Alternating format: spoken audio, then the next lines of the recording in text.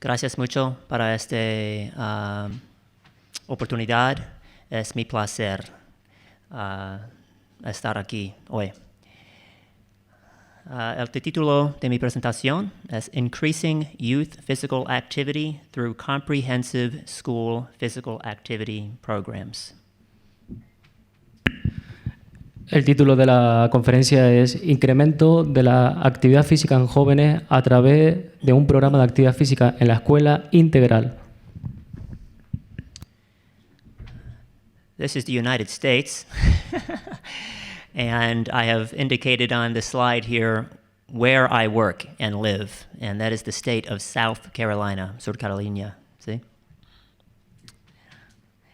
And in the state of South Carolina, I live in the capital, which is Columbia. And the University of South Carolina, where I work, is located in Columbia, South Carolina. Very close to the Atlantic Ocean, so muchas playas, ¿sí? Muy buenas. These are some pinturas of the University of South Carolina. Fútbol americano es muy popular en esta parte de los Estados Unidos, ¿sí? Y the mascot, the Gamecocks. Somos los Gamecocks. Este es el edificio donde trabajo y una parte del campus muy bella, muy historical. ¿Sí? Sí, bueno, esa imagen que está indicando él es el horseshoe o herradura en español, un sitio muy bonito dentro del campus de la Universidad de Carolina del Sur. Perfecto. Gracias, Abraham. Ok, empecemos con el contenido. There are many benefits to being physically active.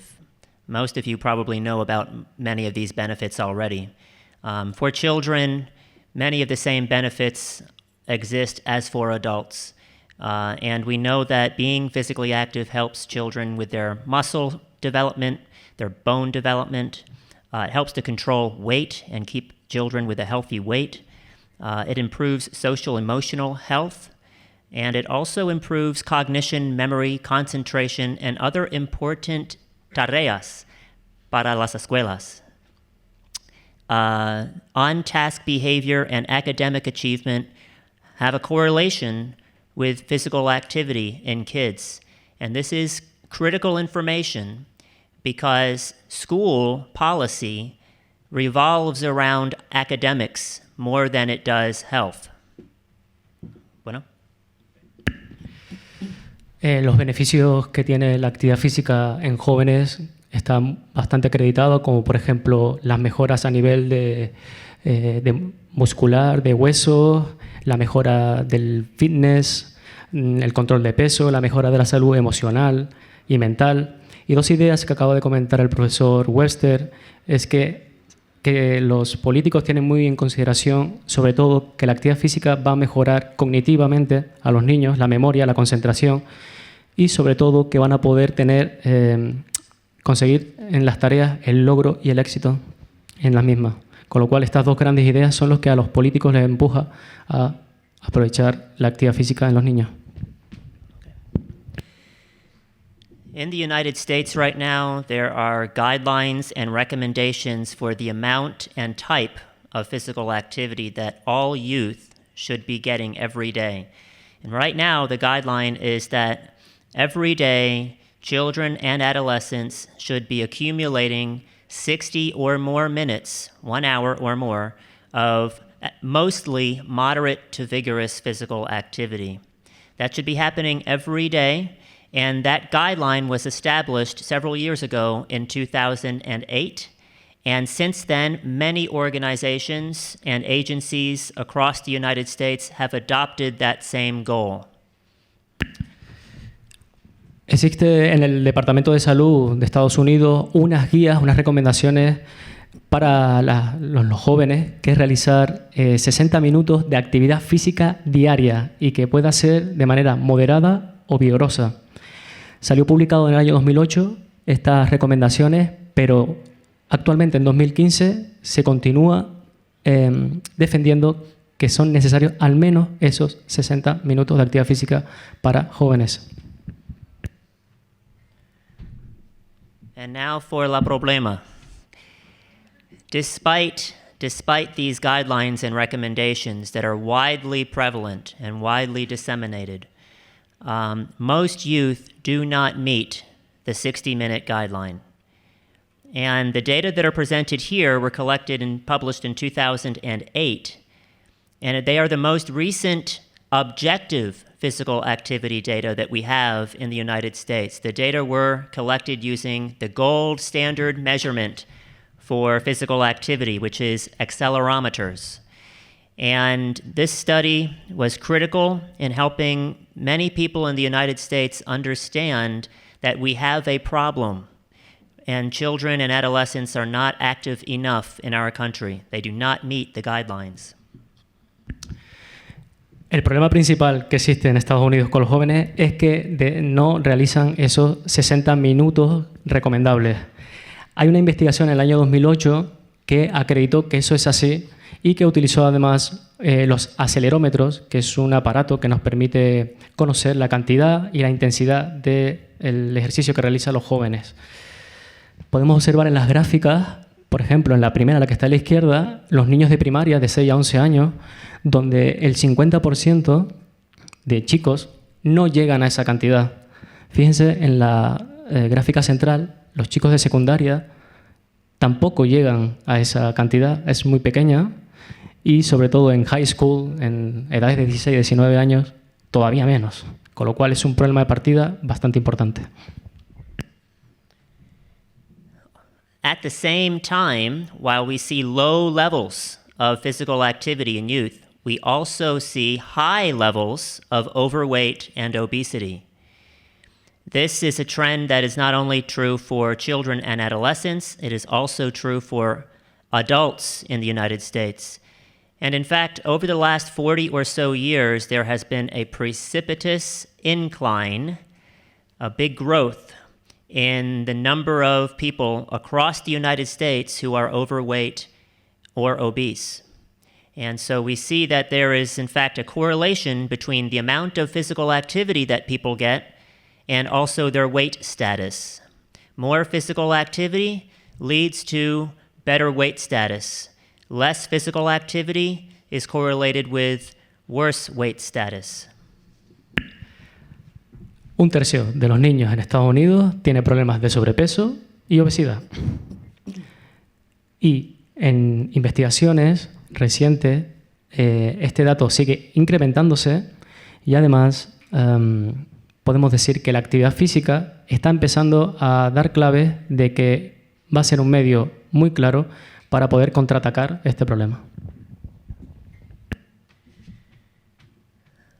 Recognizing these problems, scientists have tried to intervene to see if they can help to curb the problem, to try to fix the problem, or at least try to reduce the extent of the problem. But there was a very important article published in the British Medical Journal, BMJ, in 2012 by Metcalf and his colleagues. And it was a systematic review with meta-analysis that showed the effect of all interventions that have been done to try to increase the amount of physical activity that youth are getting, whether it's through schools or other contexts, have been minimal. The effect has been minimal. Interventions have not done a good job addressing the problem so far. Muchos investigadores han estado averiguando a modo de metaanálisis otras investigaciones acerca de la actividad física como medio para contraatacar la obesidad y han encontrado en esas investigaciones anteriores que la actividad física en jóvenes tiene un efecto mínimo. Fíjense en las conclusiones, aparece que la intervención en actividad física solo tiene un pequeño efecto, aproximadamente 4 minutos más para caminar o correr al día. In light of the inadequate results that interventions have produced. We now have a number of guidelines and recommendations that are specific to how should we promote physical activity with youth. What are the best strategies moving forward? If interventions have not worked very well, what can we do differently? What can we do differently moving forward to the future? One of the leading documents in the United States that provides these kinds of recommendations and guidelines was published in 2012. It is the National Physical Activity Plan. It is the first National Physical Activity Plan in the United States. And the plan breaks down the different recommendations into 7 sectors of society. The first of those sectors is education. So there are specific strategies that are recommended within the education community to try to increase the amount of physical activity that children and adolescents get through schools. And those specific recommendations outline what are called comprehensive physical activity programs, which include strong physical activity programming in addition to other opportunities through schools for children and adolescents to increase their level and amount of physical activity. And another important part of the requirements is that training and professional preparation is needed for both physical education teachers and generalist classroom teachers to be able to provide these kinds of opportunities for youth. Buena suerte, Abraham. La pregunta es, ¿qué podemos hacer para mejorar la intervención? Lo primero es hacerlo a través de la educación. ¿Por qué? Porque los niños van a estar todos escolarizados, con lo cual tenemos un momento para poder realizar actividad física con ellos. Con lo cual, la táctica va a estar ahí, en los colegios. Además, se quiere ofrecer actividad física de alta calidad. ¿Y cuál es la estrategia? Pues la siguiente. Van a proporcionar un programa en la que van a entrenar y a formar no solo a los maestros de educación física, sino también a los maestros generalistas. Porque este proyecto requiere de que ellos también, no solo los de educación física, sepan más sobre actividad física para poder aplicarlo con sus niños en clase. There are also other guidelines and recommendations. Outside of the National Physical Activity Plan, there is also a very important organization in the United States, and that organization is the Institute of Medicine. And in 2013, the Institute of Medicine published this document, Educating the Student Body, Taking Physical Education and Physical Activity to School. This is a critical document because this now shows that one of our key medical organizations in the country endorses and supports the idea of a whole-of-school approach to getting kids more physically active. Not just physical education, but many other parts of that school community, other contexts and other school professionals, and people in the surrounding community all are being called upon to help promote physical activity. It is what the Institute of Medicine calls a whole-of-school approach, and it is consistent with the idea of a comprehensive physical activity program through schools. ¿Sí? El Instituto de Medicina de Estados Unidos recomienda la ejecución de este tipo de proyectos, de programas, en toda la escuela. Con lo cual, necesitamos que los niños realicen, no solo en la escuela, al menos 30 minutos, haya o no haya educación física, sino que también es necesario que los niños hagan otros 30 minutos fuera de la escuela, para por lo menos llegar a esos 60 minutos diarios. There is additional support from the United States government right now. Michelle Obama, First Lady Obama, has been a big advocate for physical activity promotion through schools. And in 2013, she started a program called Let's Move Active Schools. And that program also uses the same language and discusses the same recommendations as the Institute of Medicine and the National Physical Activity Plan. The language is a comprehensive school physical activity program. And this will become the most important terminology, really, as we move forward with this presentation, because it serves as the framework for the work that I've done and that other people in the United States are doing, and several other countries, to try to increase the effectiveness of school interventions to increase youth physical activity. Michelle Obama, la mujer de Barack Obama, tiene una iniciativa muy interesante que se llama Let's Move, nos movemos, muy interesante, donde ella defiende el poder que tiene este poder, el CISPAP, para realizarlos en las escuelas. Yo le pregunté aparte a él que por qué Michelle Obama y no Obama u otras personas, y me dijo que Michelle Obama tiene mucho poder y esto ha influido muchísimo, con lo cual esa iniciativa de llevar a cabo este CISPAP, que es el programa, ha sido muy interesante y están a favor de realizarlo. So what is a comprehensive school physical activity program? What is a CSPAP? A CSPAP consists of 5 components. And as you can see, the component that should get the most attention and the most priority is the physical education program. It is viewed as the cornerstone or the foundation, most central to a good comprehensive school physical activity program. Without good physical education, the other components will be less strong and will not function as well. The other 4 components are physical activity during school, physical activity before and after school, staff involvement, and family and community involvement. And we will talk more about each component in the next several slides. El programa se llama CISPAP. Ven ahí que es comprensive, no significa comprensivo, significa integral, con lo cual es un programa de actividad física integral en la escuela. Es un modelo que tiene 5 grandes componentes y es la implantación de la actividad física en toda la escuela.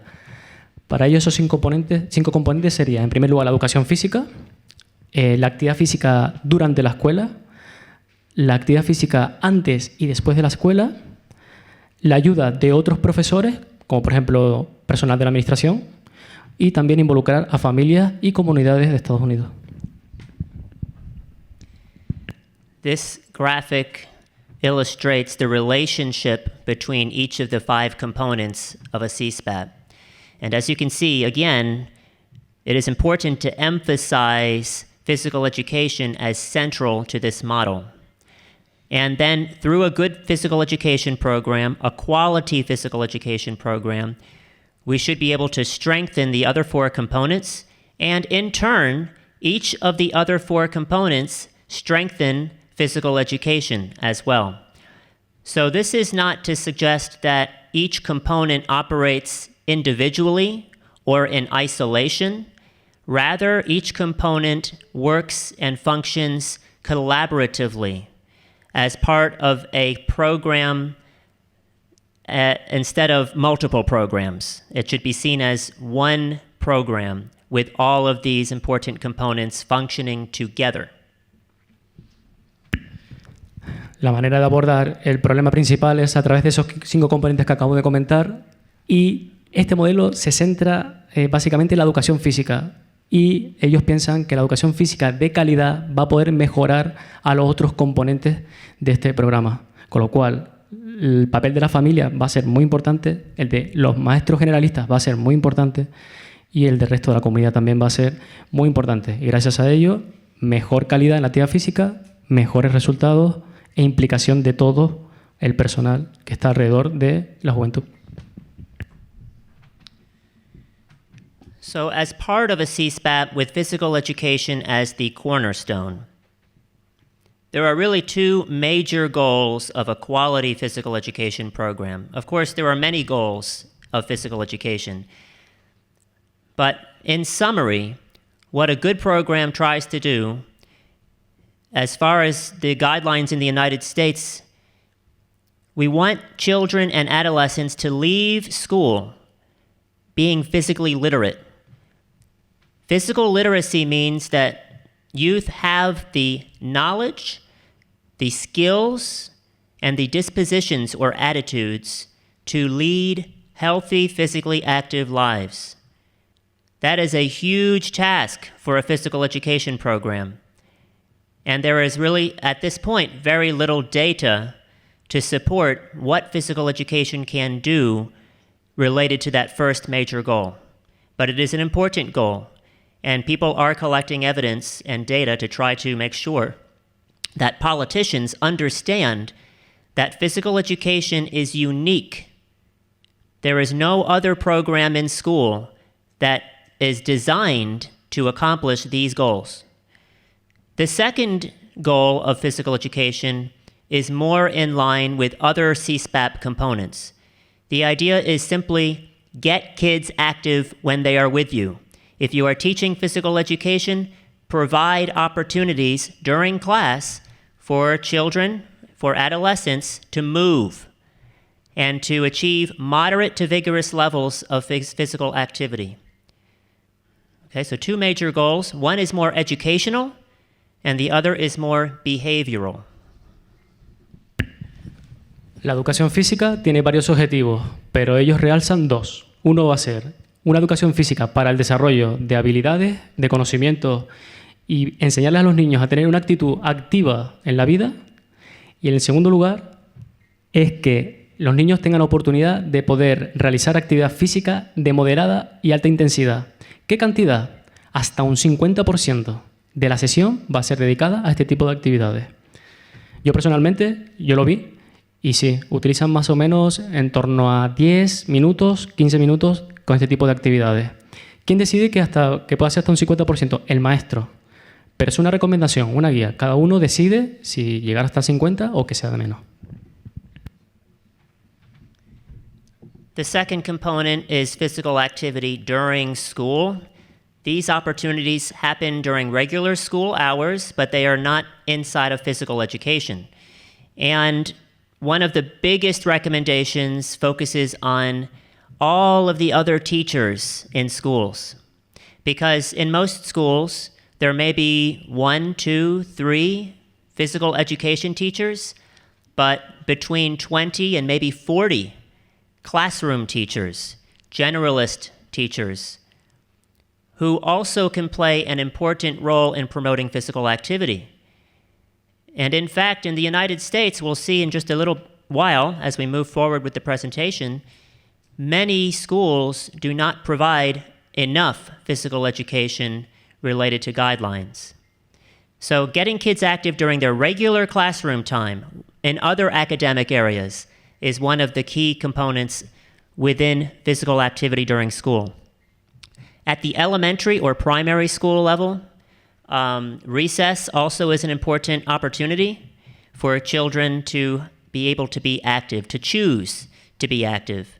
It is important not to see recess as a requirement to be active. It should be a choice, but it does prevent an additional opportunity for children. Drop-ins are recommended for secondary schools, middle schools, and high schools. Drop-ins are events where kids have the chance to use school facilities to be physically active, usually during their lunchtime. And what we've seen, unfortunately, is that many schools close their facilities to youth unless there is some kind of an organized sport event or a physical education class being held, but the facilities are not used to the extent that they could be used. Okay. La pregunta es, ¿cómo integrar actividad física en el resto de horas que no sean de educación física? Tienen varias estrategias. La primera, durante las clases de otras materias. Por ejemplo, si ellos tienen una clase de matemáticas, integran actividad física. Puede ser al principio, o a la mitad, o al final, o en los periodos de transición entre una clase y otra. ¿Cuánto tiempo? Lo decide la maestra. Normalmente suele ser entre 5 o 10 minutos. Y también muy interesante, suelen utilizar juegos o tareas relacionadas con lo que han estado trabajando. Si vienen de matemáticas, hacen un juego relacionado con las matemáticas, con lo que nosotros llamamos el tema de las competencias. También otro momento que aprovechan para realizar actividad física es el recreo. Aquí también existe alguna experiencia sobre realizar juegos o tareas con los niños en el recreo. Ellos también lo están utilizando.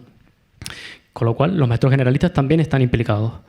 Y luego, los drop-ins son los momentos en los institutos de secundaria o el high school allí, que es el tiempo después del almuerzo, comen allí y luego también tienen un espacio para poder realizar actividad física. Y también es un buen momento para ello. Y sobre todo que es una recomendación, no es una regla fija, sino que cada profesor involucrado utiliza un porcentaje u otro. The third component was physical activity before and after school. And there are lots of opportunities that schools can provide. Some do provide these opportunities and others do not, for children and adolescents to be active before or after school. Clubs, intramurals. Intramurals are opportunities where children or adolescents can compete in sports within their school, but not against other schools. Interscholastic sports are more exclusive. These are sports teams at a school where children or adolescents have to make the team. They have to make the cut. They have to have the skills to join. Many high schools may only offer interscholastic sports. And so only about 10% of the student body at that school have access to that program, because it is exclusive and not everybody has the skills to participate. So intramurals and clubs are essential to make sure that other kids are also getting the chance to be active through additional programming. Active transportation programs, we see an example here. This is a walking bus program. Children have the chance to, with supervision from adults, walk to school where they ordinarily would not have that chance. In the United States right now, many children are driven to school by their parents in cars. And so actively going to school or leaving school is something that used to happen a lot more when children and adolescents lived closer to their schools, and that the walk to and from that school was a safer walk.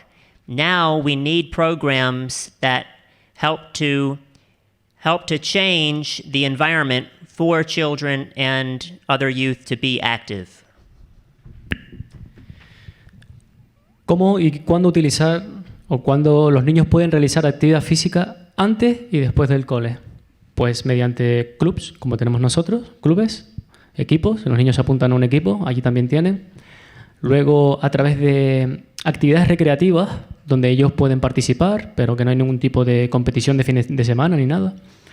También tiene la posibilidad de utilizar, realizar competiciones interescolares. Allí también es muy conocido que un colegio tenga un cierto equipo y se enfrente con otro equipo de otro colegio. Y luego, otra cosa interesante es que hay muchos padres que llevan sus niños al cole en el coche. Y ellos quieren que ese comportamiento cambie de alguna manera. Con lo cual, que los que vivan muy cerca se puedan trasladar caminando o en bici. The fourth component is staff involvement. This component focuses on the idea that physical education teachers are an important part of making sure that a CSPAP is implemented and sustained over time, but they cannot do that job alone. They need the support of other teachers in the school. They need the support of school administrators, principals, assistant principals. They need the support of parents, and they need the support of other community members who have a stake in children's physical activity. So physical education teachers should play an important role in a CSPAP, but so should other people who work in and through that school to provide additional opportunities for all youth to be more physically active. Hay más personal implicado en este tipo de programas y es, por ejemplo, el personal de administración o incluso estudiantes en prácticas de la universidad que van al cole a ayudar a los maestros a que integren actividad física en sus asignaturas. Es muy interesante, yo lo pude ver allá y vi como la persona que se encarga de abrir el centro colaboraba en una de las clases de matemáticas. Yo esto nunca lo había visto y me pareció, la verdad, muy interesante. Implicar a toda la comunidad en que pueda ayudar en este tipo de programa. And the last component, the fifth component, is family and community engagement. And of course, the support of parents and other family members can help to implement a CSPAP and to sustain that CSPAP. Many schools are very busy places. Teachers have already many responsibilities. So to ask people who work in the school to take responsibility for all of the different CSPAP components may be asking too much in many cases, especially when we are not offering additional salary or money for these teachers to do this extra work. We are not reducing their teaching load. We are simply asking them to do more than they are already doing. So additional support outside of that school is critical. Many parents can play important roles in supporting the work of the school in getting a CSPAP up and running and keeping that CSPAP there for years to come. Part of this component also focuses on community support.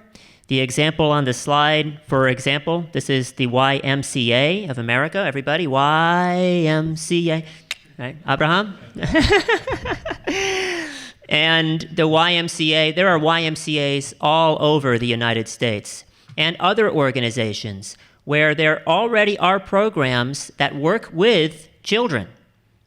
And many of those programs offer physical activity, but the physical activity opportunities can be improved. Some of these programs, for instance, have children waiting in lines a lot of the time, or play games where children are eliminated, and so they have fewer opportunities to be active than they might otherwise.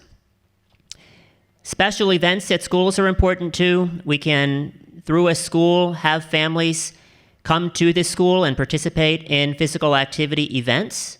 We can also offer different kinds of programs where the program is scheduled in such a way that more family members can attend and offer their support to make sure that that program is running and working.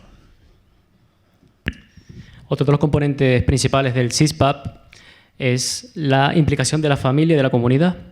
¿De qué manera? Pues que los padres incentiven a los niños a realizar actividad física. Por ejemplo, el programa YMCA, que es la Asociación Cristiana de Jóvenes, donde, como saben, en Estados Unidos es un lugar muy religioso. Hay muchos niños que están asociados a este tipo de organizaciones y ellos realizan muchos campamentos, muchas visitas culturales y demás. También tiene pues, la importancia de que las escuelas ofrezcan eventos para la comunidad y que además los padres puedan participar dentro de esas actividades que ofrezca el centro y puedan echar una mano y los niños puedan realizar actividad física. Okay, so we have very specific recommendations about what we would like to see in every school. Are schools offering these opportunities? Right now, we don't have a lot of evidence, but the evidence that we do have suggests that many schools do not offer these kinds of physical activity opportunities. Right now, as far as physical education is concerned, the most recent data we have are from 2012. This document is titled Shape of the Nation. And we know from the research conducted through this organization that only 3 states, there are 50 states in the United States, only 3 states require the nationally recommended 150 or more minutes every week of elementary PE. None of those states are South Carolina. Only 3 states require the nationally recommended 225 or more minutes per week of secondary PE. So we know from this document that many states, most states, do not offer as much physical education as is recommended. As far as other physical activity opportunities outside of physical education, only 14 states have a policy that requires schools to provide these other kinds of opportunities. 9 states require school recess. Only 9 states require children to actually have recess during school. And only 2 states require classroom movement breaks. So from this information, we can guess that we have a lot of work to do in terms of getting schools to be more active environments for children. Todo lo anterior sonó muy bien, pero la realidad es bien distinta. Los centros escolares no ofrecen las suficientes oportunidades para que los niños puedan realizar actividad física. Y el CISPAP, el programa nacional, recomienda a muchos estados algunas cuestiones. Por ejemplo, a 3 estados en concreto les recomiendan que incremente la actividad física hasta 150 minutos por semana en primaria. Otros 3 estados es recomendable que incremente en secundaria hasta 225 minutos. En 14 estados que realice actividad física fuera de las escuelas, porque después del cole no hay nada. 2 estados requieren al menos algún tipo de break, de transición entre asignaturas, implicar y realizar actividad física. Por ejemplo, en Carolina del Sur, ellos tienen una ley, pero no es obligatoria, y no se está haciendo mucho. No se está haciendo mucho. Poca implicación de momento. So that's what we know a little bit about physical activity opportunities in schools. What about the information that we have that is specific to CSPAPs? CSPAP is still a relatively new idea in the United States. It was first suggested by the National Association for Sport and Physical Education in 2008. And since then, there has been some research on whether CSPAPs are a good idea. Do they work? Do they work? Right now, we know that each individual component does work. Physical education is an effective strategy for increasing physical activity for youth. Other physical activity programs, like getting kids active in their academic classrooms, these programs work too to get kids more physically active. Before and after school programs work. What we don't know as much about is, what about a school that provides multiple opportunities? What about a school that has 2, 3, 4, or even all 5 CSPAP components? Are these schools more effective in getting kids to be physically active? Is it necessary and valuable to have a full 5-component CSPAP? Or is it just good in theory? We conducted a systematic review and meta-analysis that is in press right now with the Journal of Physical Activity and Health. And what we did is we separated all of the interventions that have been done through schools to increase physical activity of youth that included at least 2 CSPAP components. And what we found was a little bit depressing. There were 14 studies that we identified for that review.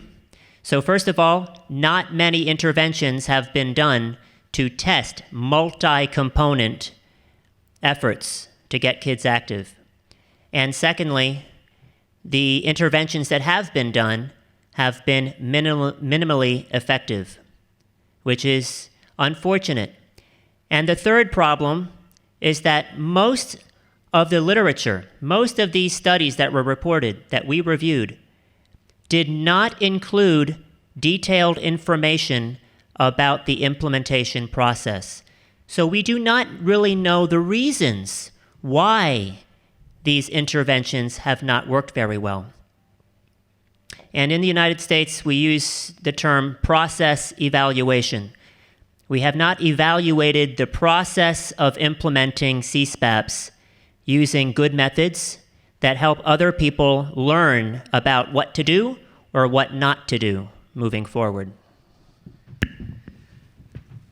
Hemos visto que el CISPAP del programa tiene 5 componentes, suena muy bien, pero es efectivo.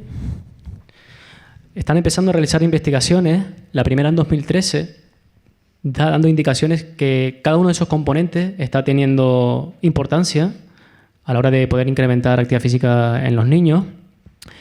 WEBSTER y su equipo hicieron también una investigación donde analizaron a 14 investigaciones, hicieron un estudio de metaanálisis, que cada investigación hacía un análisis sobre la intervención que realizaban estos coles con al menos 2 o 3 componentes. Por ejemplo, han hecho estudios en educación física y de los profesores generalistas, o la implicación de los administradores y la educación física, pero no hay ninguna investigación que demuestre de momento que los 5 componentes son realmente efectivos. Pero pinta bien.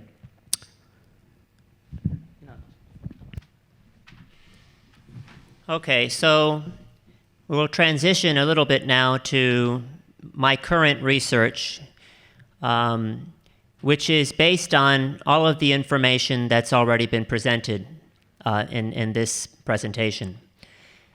We have started a program at the University of South Carolina that we call PACES. PACES is an acronym, and it stands for Partnerships for Active Children in Elementary Schools. Our focus is on 2 of the different CSPAP components. PACES concentrates on physical education programs, and it concentrates on classroom, generalist classroom contexts. So we're looking at what can we do to help physical education teachers create and sustain good programs that provide physical activity opportunities, especially moderate to vigorous physical activity, MVPA. And the second focus is on what can we do to help classroom teachers increase physical activity in their classrooms, because children spend most of their day, every day at school with those teachers, not with their physical education teachers. We need their support. Los investigadores de Carolina del Sur han generado un programa nuevo a partir del CISPAP, que es nacional, y están aplicando en Carolina del Sur. Significa colaborar en las escuelas de primaria para tener niños activos, PACES. Básicamente, tienen 2 grandes objetivos, que ya hemos dicho. Primero, formar a los maestros generalistas en actividad física para que lo puedan integrar en sus clases. Y segundo, que las clases de educación física tengan al menos esos 10, 15 o 20 minutos de alta intensidad. We called our initiative PACES because the first letter, P, stands for partnerships, and partnerships are essential to our program. And in fact, the way that we approach physical activity promotion in the schools that we work with is based entirely on strong partnerships. We operate under the assumption, again, that schools, many schools, cannot by themselves implement and sustain CSPAPs.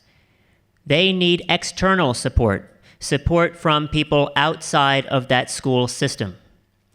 And so our first partnership approach is what we call a community of practice, or COP. The COP provides the school professionals, teachers, for instance, with professional learning networks for physical activity promotion within a particular subject area or field of practice. In our PACES program, we work with classroom teachers and give them a community of other classroom teachers outside of their school to interact with, to share ideas, and to learn from each other. We use a virtual community of practice. It is a website online where the teachers in our study can interact with other teachers who work in the same kinds of environments that they do, so that they can all improve their physical activity promotion efforts. Una de las claves para esa colaboración del PACES es que lo que ellos llaman la comunidad virtual. Esto es, que una manera de que los maestros generalistas puedan formarse es a través de la web. ¿Cómo? Pues compartiendo conocimientos e información sobre sus propias experiencias para ayudar a otros compañeros, a otros colegas de otros colegios, acerca de sus impresiones de información, acerca de lo que le ha sucedido en sus clases y así poder compartir con ellos esa información y esas experiencias sobre actividad física. The second partnership approach that we use as part of the PACES program is what we call community-based participatory research, or CBPR. And what this is a way to facilitate the development of context-sensitive physical activity promotion strategies that take advantage of school resources and which school communities could incorporate into their daily routines. In other words, university faculty work with school staff to develop strategies that work for each school. We do not assume that one school will be able to use exactly the same physical activity promotion strategies as the next school. Every school is different. Every school requires different approaches. So CBPR allows us to identify what works best in each school.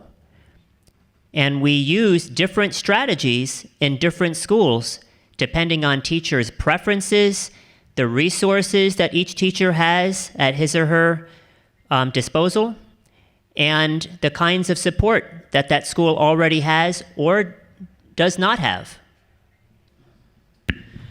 Además de esa comunidad virtual, donde los profesores comparten información a través de blogs, de vídeos también, hay una gran implicación de la universidad con estos colegios. De manera que el profesorado universitario está ayudando a los maestros de educación física y a los maestros generalistas para utilizar una estrategia más apropiada en función de cada contexto. Por ejemplo, él me comentaba ayer sobre profesores que les gusta más utilizar juegos o tareas antes de otra clase, o en medio de la clase, o al principio de la clase, y ayudan a seleccionar cuáles son los mejores para cada momento. And we have also a third partnership approach that we use, and we call this University Service Learning, or USL. USL, we hypothesize, we expect, will expand the external support structure that the COP and CBPR provide for schools.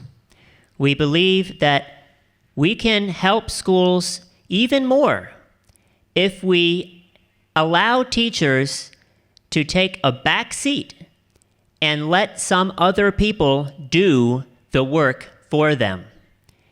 Those people are our university students. We already have teacher education programs at the University of South Carolina, as do most other universities in the United States. We are preparing people who would like to be physical education professionals. We are preparing people who want to be classroom teachers.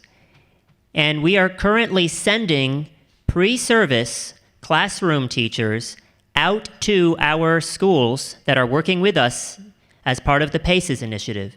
And these university students lead the physical activity in the classrooms for the children at the schools. We train our university students to go out to the school and provide these opportunities so that the teacher does not have to do it all the time. Además, la universidad, con sus profesores, ofrece a estudiantes en práctica para que vayan a los coles a realizar actividad física. Y esto le va muy bien porque los propios alumnados en práctica pueden enseñar a los maestros que están en sus clases, de cualquier rama, no solo educación física, sino de otras carreras, también van y ayudan. This may look a little complicated at first, but it is just representing the last 3 slides of the presentation.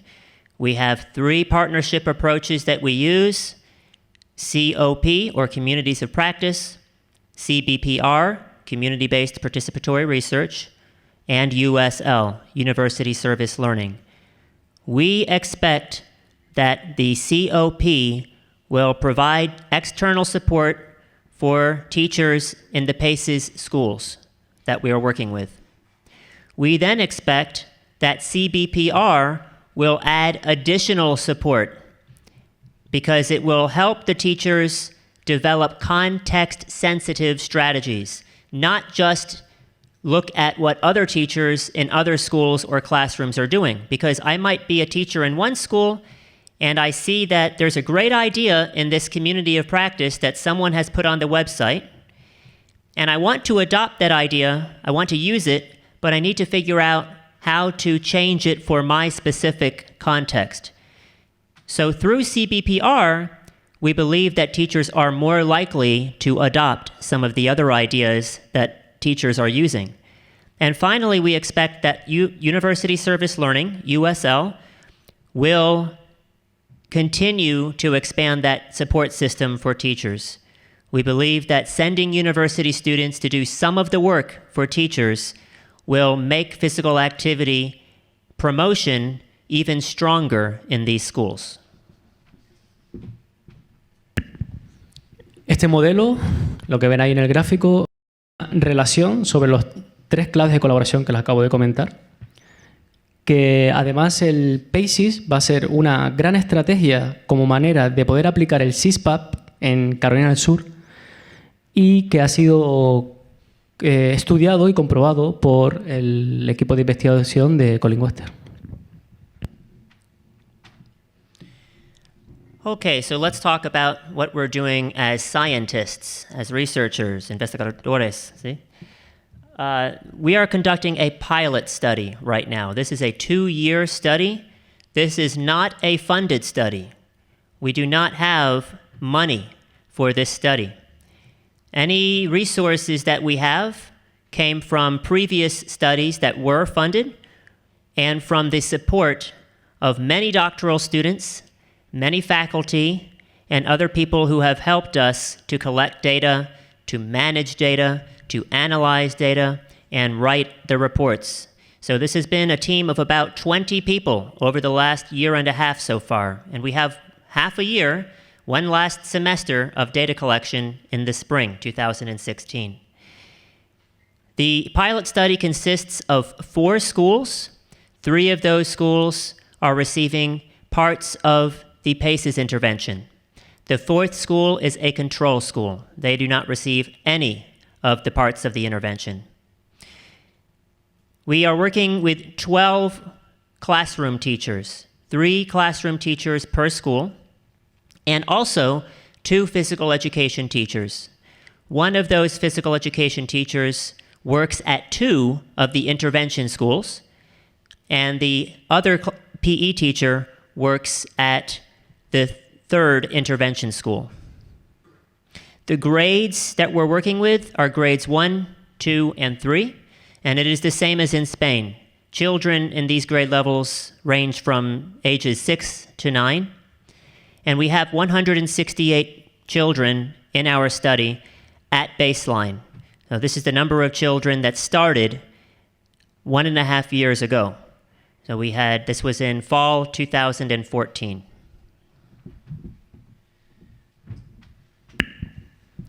Se está haciendo un estudio piloto donde están participando 4 centros educativos, al menos 12 maestros generalistas, 3 de cada centro y 2 maestros de educación física. Al menos uno de ellos está trabajando en 2 coles. Y bueno, lo que pone abajo, 168 niños que están involucrados en este estudio piloto.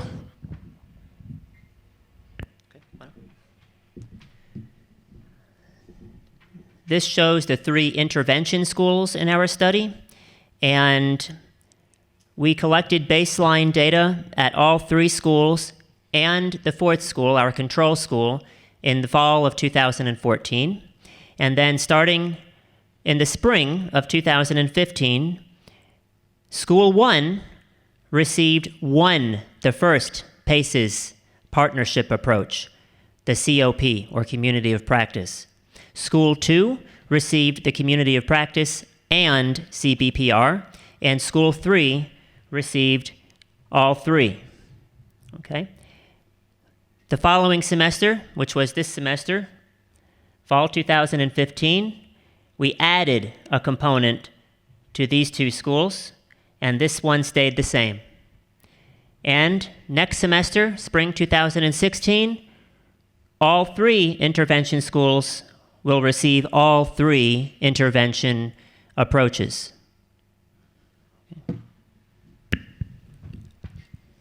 En el estudio piloto, que empezaron en otoño del 2014, realizando una toma de datos a nivel de diagnóstico, donde luego en la primavera de este año han utilizado la siguiente manera. En el primer centro han utilizado una de las claves. Recuerden que eran 3 claves, pues están utilizando un estudio comparativo. En el primer centro, una sola clave, que es la comunidad virtual.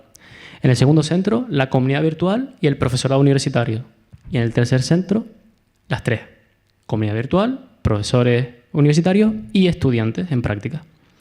Y quieren para otoño, bueno, creo, me estuvo comentando que tiene fresco ahora los datos de ahora de otoño, pero todavía no lo han analizado. Y luego en primavera de 2016 utilizar todas las variables en todos los centros. De esta manera van a intentar comprobar cuál de esas 3 variables es la más efectiva. We are using all kinds of instrumentation for this study to measure the variables that we are interested in. Of course, we want to know whether PACES will increase the amount of physical activity that children receive when they are in their classrooms and when they are in physical education. And so we are using accelerometers, which is the gold standard for physical activity measurement. We were very lucky. We were fortunate. We already had 100 accelerometers from a previous study that did get funded. And so we are using those accelerometers also for this study. We also want to measure what other people have failed to measure, which is what is happening with the implementation. What are the classroom teachers doing in these classrooms? What are the physical education teachers doing? Do they change their behavior when we provide these different partnership approaches for them? Do classroom teachers use any of the ideas that are posted on the online community of practice? Does it help that we send teachers special context-sensitive strategies to promote physical activity? Do they use those strategies? How good of a job do our university students do when they go to these classrooms? Are they doing their job well? Do they make lots of mistakes? We want to know that information, and we want to know it objectively. We don't want to collect self-report data. It's not good enough for us that a teacher writes down what he or she did. They can write anything they want. We want to see it for ourselves. And to do that, we have developed 2 new systematic observation instruments. 2 new instruments. And we have developed the instruments because we were given permission to collect video data in the 4 schools that are participating in our PACES study. It took us 1 year to get permission to do the videotaping. A whole year. It is very unusual to be allowed to videotape in American schools. Very unusual.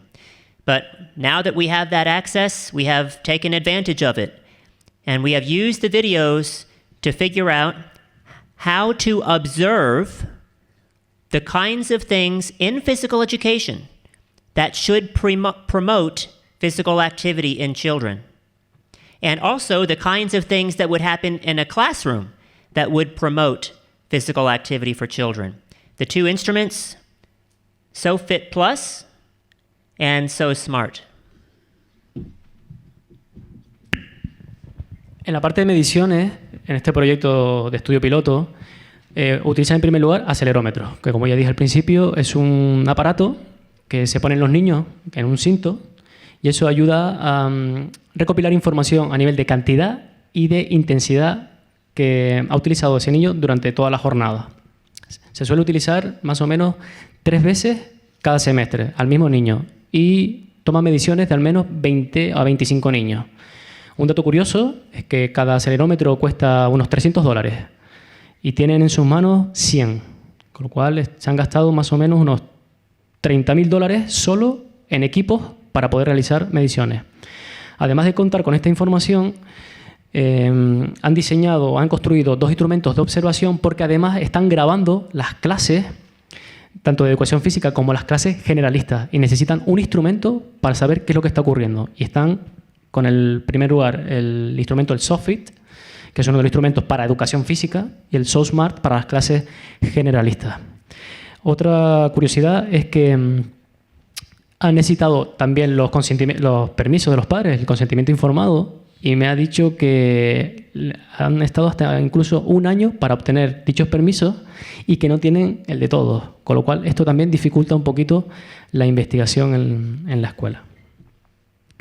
Y bueno, con la información que tienen de los acelerómetros y de los vídeos, les permite ya comparar y ver cuestiones. Y lo siento, Abraham, este es un poco nuevo para ti. Pero pienso que ya tú sabes, ¿sí? Just a few more details about the measurements that we're doing. We have, of course, policymakers, politicians want to know whether anything we do with physical activity will support the primary agenda in schools within the United States. Policy right now centers not on health. It centers on academics. So if we can show that what we do to increase physical activity also has a positive impact on children's academics, that will help us actually make an impact on schools.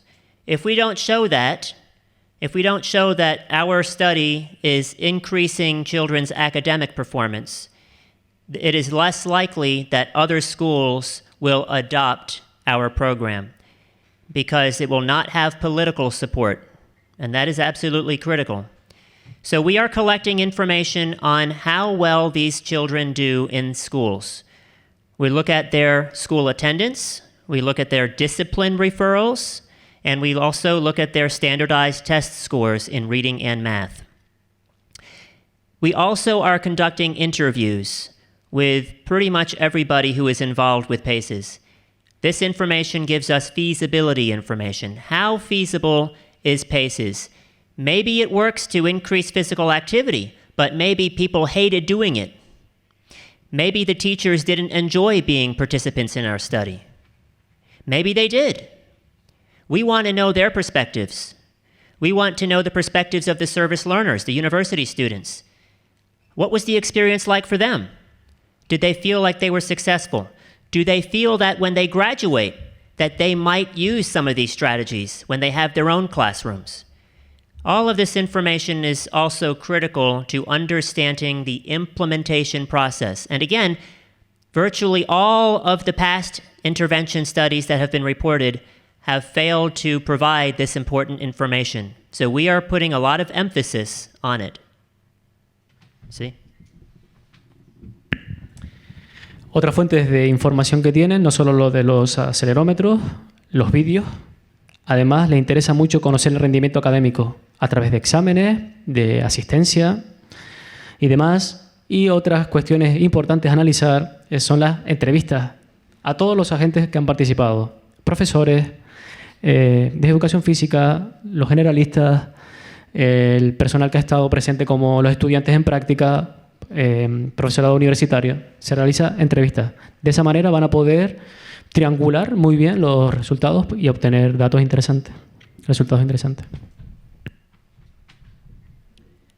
Y también, Abraham, un poco nuevo, pero we conduct 3 visits each semester to each classroom.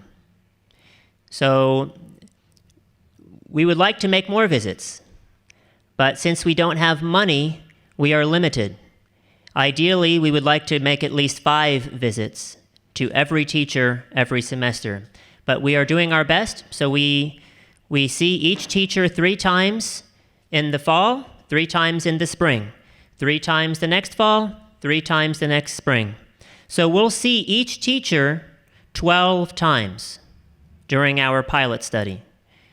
And of course, each visit we also measure physical activity of those teachers' children, both in the classroom and in physical education. We only collect data on days when the children are going to PE. That way, whenever we make a visit, we can see what happens in the classroom, and we can also see what happens in physical education during that same visit. Okay?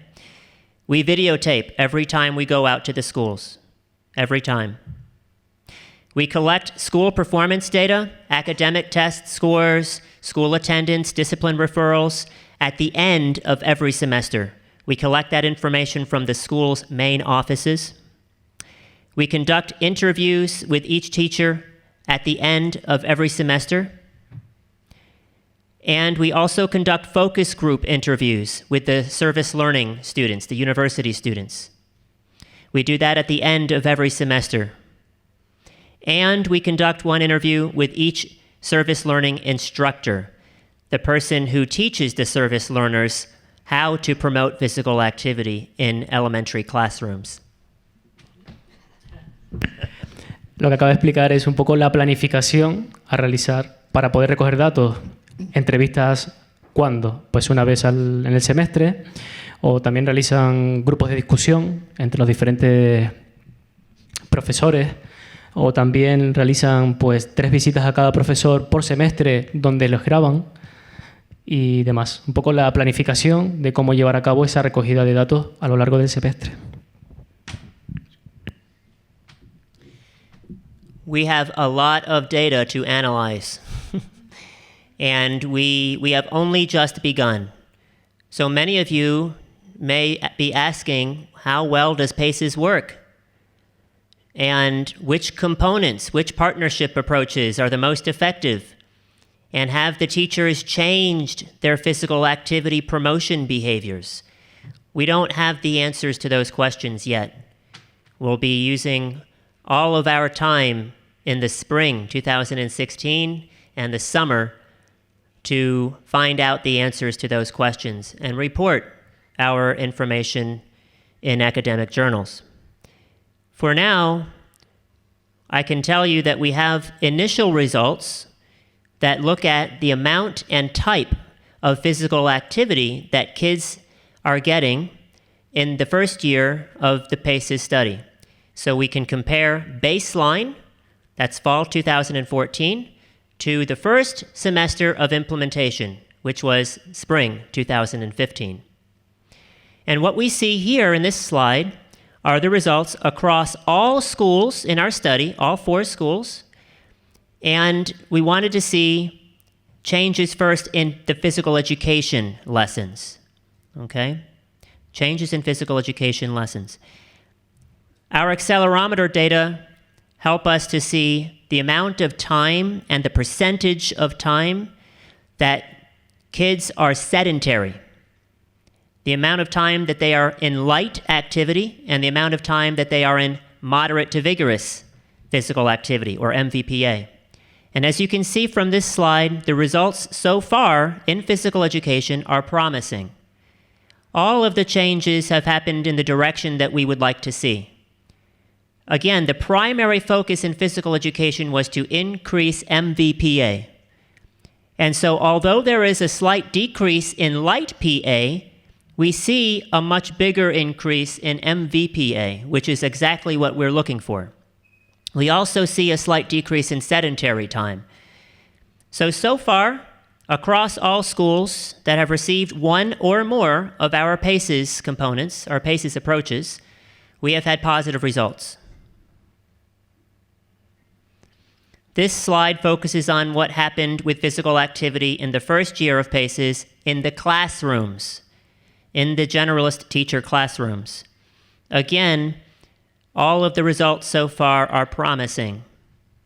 what we see is a decrease in sedentary time, an increase in light physical activity, and a slight increase in MVPA. What's critical to understand with classrooms is that we are not focused the way that we are in physical education on MVPA. We see MVPA as a bonus, as additional. It's nice if we can get it in the classrooms, but what we really want to see is that we reduce sedentary time and increase light PA. We just don't want to see kids sitting as much as they do now. We want them to be out of their seats. And if that is light PA, that's great. So these results also are in line with our mission, what we are trying to accomplish. En la anterior diapositiva vimos los primeros resultados que han salido a la luz, que es la comparativa entre el nivel de diagnóstico y el primer nivel de intervención. Vieron que incrementó ligeramente la actividad física de alta intensidad en detrimento de la de menos intensidad. Y además los niveles de sedentarismo están bajando. Eso en educación física. En las clases generalistas también se están viendo algunos cambios a favor de, por ejemplo, el ligero incremento de actividades de alta intensidad. Y bueno, y aquí vemos algunas imágenes reales de lo que están haciendo los niños en las clases, con juegos, imitaciones que hacen con vídeos, etc. Unfortunately, the internet is not working right now. I did have a video to show you that recently, just a few weeks ago, PACES was in the news, in las noticias, in Sur Carolina. And so this is great because it gives us some visibility, more attention, and we have already begun to experience some of that feedback, positive feedback from other schools and from other people in the community who would like to see the same kinds of things happening at their schools or their children's schools. And so we feel that what we are doing is making a difference. It's still only the first step, and there have been many obstacles along the way. We have run into barriers. It has not been easy, especially without any external funding, any money for this project. But we continue to move forward. We are excited about what we are doing. We feel that what we are doing is unique and that it helps to change some of the approaches that have been used in the past that have not been effective at getting kids to be more physically active through schools. Desafortunadamente no podemos ver un vídeo que trajo porque necesitaba la conexión a internet, pero es una noticia que salió en la televisión de Carolina del Sur. Yo lo vi precisamente anoche, muy interesante, y se puede ver el impacto que ya está teniendo este programa en las escuelas de Carolina del Sur. Y se puede ver perfectamente pues, algunas imágenes donde los niños están haciendo actividad física en educación física o en otro tipo de clases. También sale el profesor COLLIN hablando sobre las nuevas, digamos, lo que ellos están viendo en primera instancia sobre este tipo de programas. Y bueno, la verdad que es muy mal que no lo podamos ver porque resulta muy interesante. Muchas gracias. Esto no lo había visto yo, ¿eh? No lo había visto.